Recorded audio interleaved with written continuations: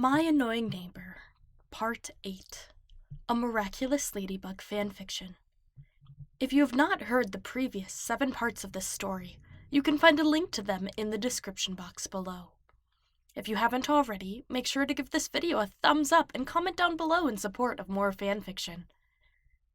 Now then, on to My Annoying Neighbor. It was Sunday. She should be home, right? All he had to do was knock on the door. Well, ring the doorbell. Still, it required the same kind of bravery. At least, he thought it did. He was literally shaking in his shoes, feeling flimsy with the bar of chocolate. He'd done everything wrong, so he figured she wouldn't like flowers either. Okay. Breathe. Push the button. He wiped his hands on his pant leg and pushed the button, a bit disappointed in his body for sweating this early. Alia opened the door, deflating his mood. Oh. You. Hello to you too, he said, resisting the urge to deflate. Is Marinette here? No. She grabbed the chocolate bar out of his hand. Do you know when? Nope. You went with chocolate? Is that a problem? Nah, just a shame. What? Marinette prefers flowers to chocolate. She snapped a piece off and handed the wrapping back to him, only to close the door when he took it. What? Why were his experiences regarding this apartment always so strange? Oh, and he'd done it again. He made the wrong choice. He sighed and knocked again, almost used to this routine by now. What? Alia said, sticking her head out. What are her favorite flowers? Adrien braced himself for an Alia-esque snide retort, but instead she smirked. Daffodils. Daffodils? Yellow ones. Okay then, anything else I should know or grab? Slow-churned ice cream. What flavor? I like double chocolate. I'm not asking about you. But I'm the one planning on eating it. You weren't planning on her ever seeing it, huh? Smart lad. She patted him on the head, splashing an emotion over him. How did this make him feel? Infantile? He couldn't pin it. Seriously, what else should I grab? He asked, swatting her arm away. If you get me the ice cream, I'll tell you where she is. It took all of his energy to refrain from a flamboyant eye roll. Double chocolate. Yup. What about an IOU instead? She tapped her lips. How do I know your word is good? I'm trying to woo your roommate, and something tells me you're someone I want to have on my side. Fair. But it'll be 2 pints instead. Of the good stuff, too. None of that coconut milk crap. Okay. He stuffed his hands in his pockets. So? She's at the library. Something about a book about dresses in the 60s that wasn't available digitally. Do you think she's still there? When do you think she'll be back? Why don't you see for yourself? Nuh-uh. You've helped me stalk her once. That ended poorly. I don't know. Seeing a guy you're interested in at the library is pretty hot. She's interested in me? Adrien straightened his posture. Wow, you'd fit right in. Huh? You're an open book. She shut the door, startling him. He may have been homeschooled, but surely this wasn't typical social interaction, right? Maybe the troubles over the past few weeks were because they were abnormal, not him. Yeah, right. He'd always been awkward with people he wanted to impress, far more than most. Wait, which library? No luck. Is this why there's such a track record of boyfriends and best friends not getting along? Okay, Marinette. He fumbled for a coin in his pockets. Heads, he told the universe. Luck didn't seem to be on his side, but oh well. He missed the catch and it clattered to the ground. Tails. It didn't count because he didn't catch it, right? Adrien swooped to pick up the coin and check for his keys before realizing the library was within walking distance. It was a gorgeous day, so he may as well take a stroll. Besides, he could always take an Uber if she wanted to go somewhere. His armpits prickled with sweat as he walked in the glass doors, a testament to his nerves. Was he always like this? Why just her? Also, was that librarian glaring at him? Oof, what a stink eye.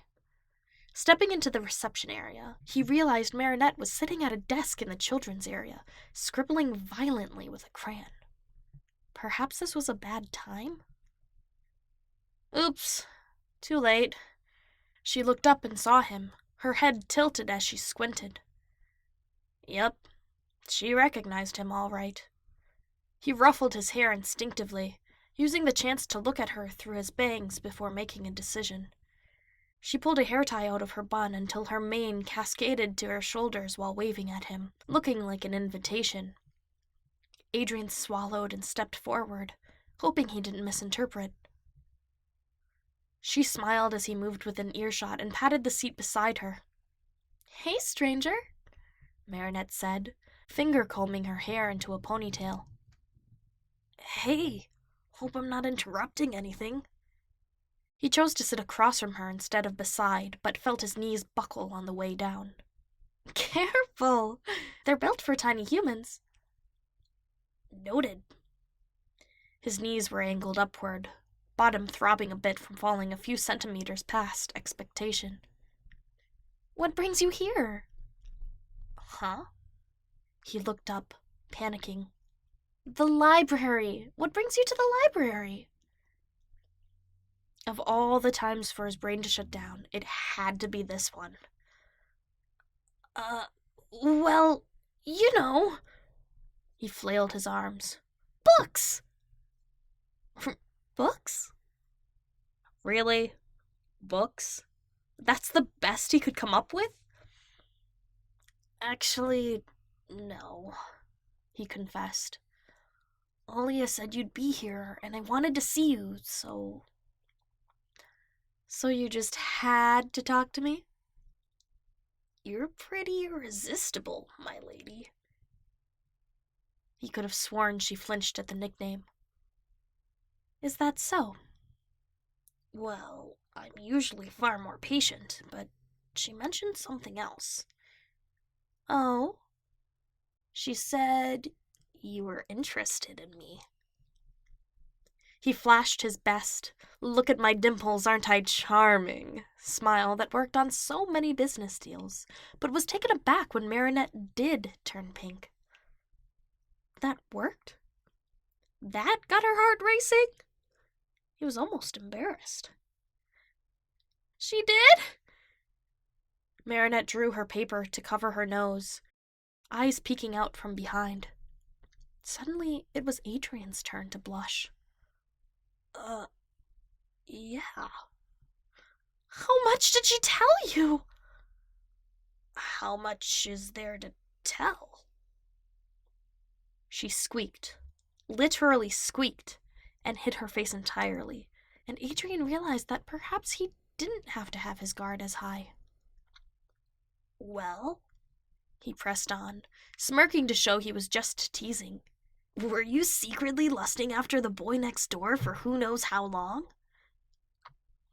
Her ears were all but red, and Adrien realized he may have gone too far with that one.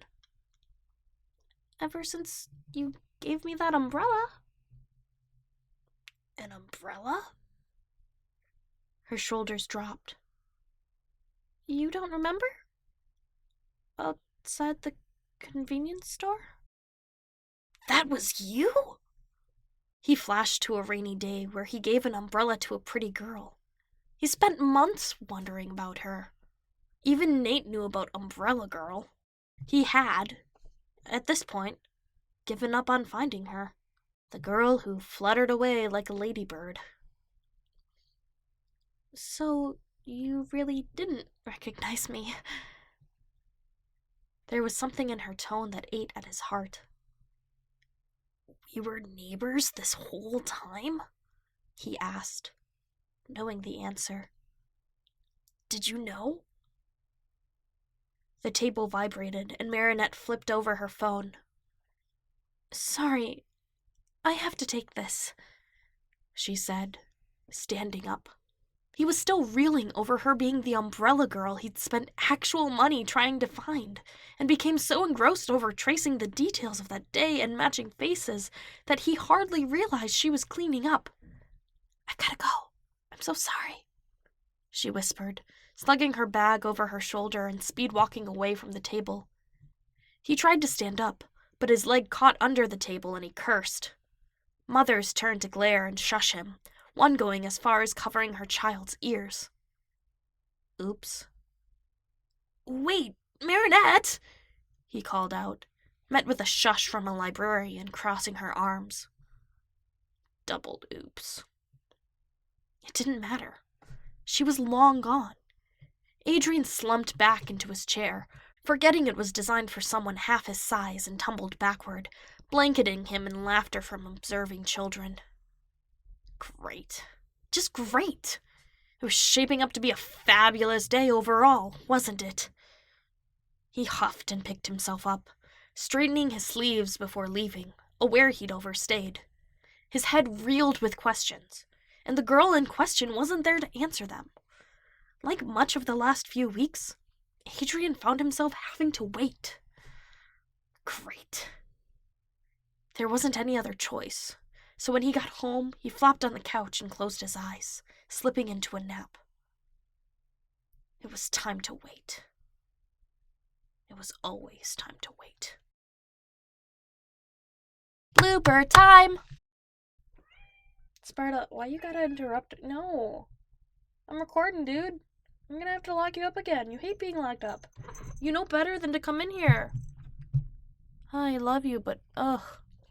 Hey, no! Every time I record, she'll try to come in, and when she comes in, she starts eating the soundproofing material. You're a shashy kitty. Okay, let's go.